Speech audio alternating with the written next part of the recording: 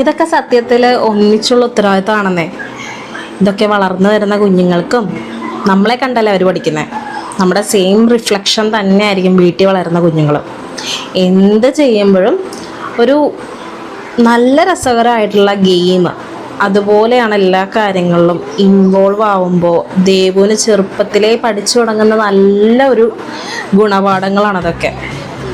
അപ്പം നമുക്ക് ഓട്ടോമാറ്റിക്കലി വരുന്ന സഹകരണ മനോഭാവവും ഷെയറിങ്ങും ആക്ടിവിറ്റീസും ജോലികളിൽ ഒന്നിച്ച് തന്നെ ചെയ്ത് തീർക്കണം എന്നുള്ള ഒരു റിമൈൻഡിങ് പോലെ, അല്ലെങ്കിൽ ഒന്നിച്ചുള്ള ഉത്തരവാദിത്വമാണെന്നുള്ള റിമൈൻഡിങ് അവർക്കും ഉണ്ടാവും.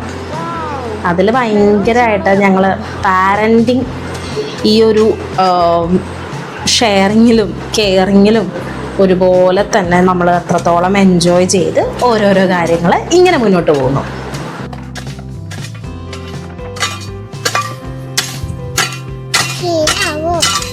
എന്താ പറഞ്ഞേ? ഒന്നുകൂടെ പറഞ്ഞേ നോക്കട്ടെ.